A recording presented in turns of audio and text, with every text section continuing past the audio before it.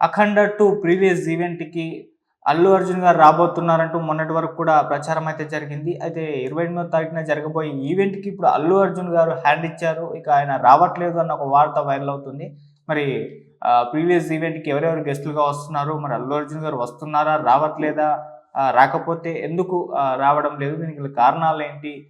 దీనికి సంబంధించి ఒకసారి మనం డిస్కస్ చేద్దాం. సో, 'అఖండ 2' బాలకృష్ణ గారి 'అఖండ 2' పైన భారీ అంచనాలున్నాయి. రిలీజ్ అయిన కంటెంట్ ఇప్పటివరకు కూడా అంతా పాజిటివ్ రెస్పాన్స్ తెచ్చుకుంది. సాంగ్స్ గావచ్చు, ట్రైలర్స్ కావచ్చు, గ్లిమ్స్ కావచ్చు అన్నీ కూడా విపరీతంగా ఆకట్టుకున్నాయి.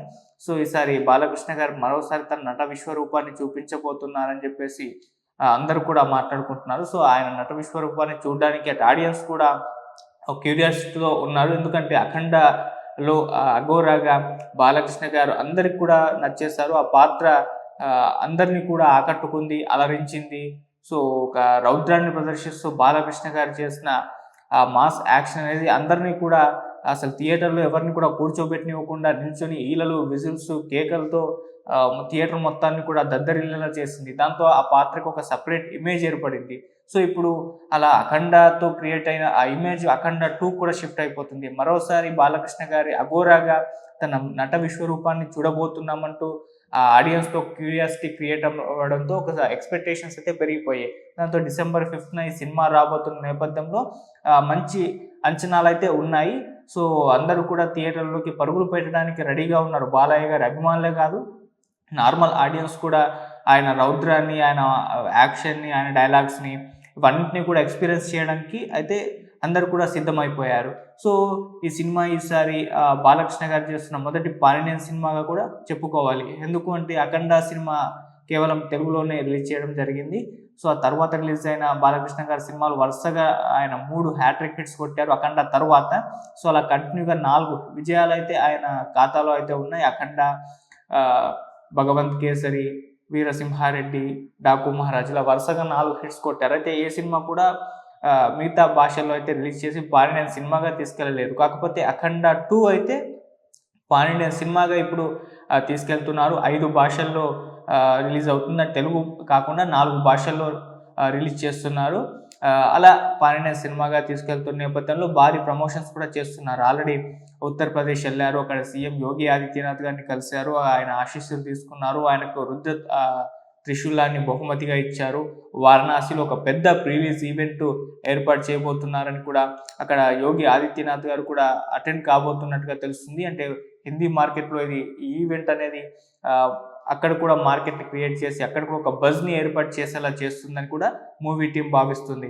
ఇక హైదరాబాద్‌లో ఒక ఈవెంట్, వైజాగ్‌లో ఒక ఈవెంట్ కూడా చేయబోతున్నట్టుగా తెలుస్తుంది. ఇక మిగతా ఆహ్, స్టేట్స్‌లో కూడా ఈవెంట్స్ చేసే ప్లాన్‌లో అయితే ఉంది. అంటే భారీగా అయితే తీసుకెళ్తున్నారు. ఇంకా టైం ఉంది. దగ్గర పడుతున్న నేపథ్యంలో ఈ మిగిలిన టైం మొత్తం ప్రమోషన్స్‌కైతే కేటాయించేశారు. సో, అలా ఆహ్, అద్భుతంగా అయితే ఈ సినిమాని జనాల్లోకి పంప్ చేసే ప్రయత్నాలైతే మూవీ టీమ్ నుంచి కూడా జరుగుతుంది. సో, ఈ నేపథ్యంలోనే ఇక్కడ హైదరాబాద్‌లో ఈవెంట్ ఏర్పాటు చేసి ఘనంగా 22వ తారీఖున ఆయన ప్లాన్ చేసేసుకున్నారు. అయితే అక్కడ గెస్ట్‌లు ఎవరు వస్తున్నారు అని చెప్పేసి చూస్తే గౌరవనీయులు సీఎం రేవంత్ రెడ్డి గారు రాబోతున్నారు. అలాగే అల్లు అర్జున్ గారు కూడా రాబోతున్నారని చెప్పేసి అంతా ఫిక్స్ అయిపోయిందని చెప్పేసి మొన్నటి వరకు కూడా ప్రచారం అయితే జరిగింది. సో, ఇప్పుడు అల్లు అర్జున్ గారు రావట్లేదన్న ఒక వార్త వైరల్ అవుతుంది. సో, ఎందుకు రావట్లేదంటే ఆయన ఆహ్, ముంబైలో 'అట్లీ' సినిమాతో ఫుల్ బిజీగా ఉన్నారు. సో, షెడ్యూల్డ్ కుదరక, టైం దొరక్క రాలేకపోతున్నారని వినిపిస్తుంది. అయితే ఇక్కడ మాత్రం సక్సెస్ మీట్‌కి ఆయన అటెండ్ అవుతారని చెప్పేసి తెలుస్తుంది. సో, సినిమా రిలీజ్ అయిన తర్వాత సక్సెస్ మీట్ ఏర్పాటు చేస్తారు. ఆ సక్సెస్ మీట్‌కి అల్లు అర్జున్ గారొస్తారు. ప్రీ రిలీజ్ ఈవెంట్‌లో ఆయనకు టైం కుదరక షెడ్యూల్ సరిగ్గా సెట్ అవ్వక రాలేకపోతున్నారని చెప్పేసి ఇప్పుడు సినీ వర్గాల్లో టాక్. సో, సక్సెస్ మీట్‌కైతే అటెండ్ అవుతారు. సో, మంచి రిలేషన్ ఉంది బాలకృష్ణ గారికి, అల్లు అర్జున్ గారికి. గతంలో 'అఖండ'కి కూడా అల్లు అర్జున్ గారు గెస్ట్‌గా రావడం మనం చూసాము. మళ్ళీ బోయపాటి శ్రీను గారు 'సరైనోడు' సినిమా తీశారు అల్లు అర్జున్ గారితో. అది అరవింద్ గారి బ్యానర్‌లో సో, అంత పెద్ద హిట్ అది ఒకటే సినిమా అని చెప్పుకోవాలి. సో, అలా అటు డైరెక్టర్ బోయపాటి గారితో కావచ్చు, లేకుంటే బాలకృష్ణ గారితో కావచ్చు మంచి ర్యాపో మెయింటైన్ చేశారు అల్లు అర్జున్ గారు. సో, అలా ఆ కారణం వల్లే ఇటు గెస్ట్‌గా అయితే రాబోతున్నారని చెప్పేసి ఆయన్ని పిలిచారని చెప్పేసి తెలుస్తుంది. కాకపోతే ఇప్పుడు కొన్ని షెడ్యూల్డ్ కారణం వల్ల అయితే రాలేకపోయారు. అలాగే సీఎం రేవంత్ రెడ్డి గారు మాత్రం గెస్ట్‌గా అయితే కనిపించబోతున్నారు. సో, ఇక్కడ బాలకృష్ణ గారికి, సీఎం రేవంత్ రెడ్డి గారికి కూడా ఇంకా మంచి ర్యాపో ఉంది. ఆహ్, గతంలో టీడీపీలో ఉన్నప్పుడు కావచ్చు, లేకుంటే సీఎం అయిపోయిన తర్వాత గద్దర్ అవార్డ్స్ ఫంక్షన్ ఈవెంట్‌లో బాలకృష్ణ గారు అటెండ్ అవ్వడం, అక్కడ ఇద్దరు చాలా క్లోజ్‌గా ఉండడం అది మనమంతా చూసాం.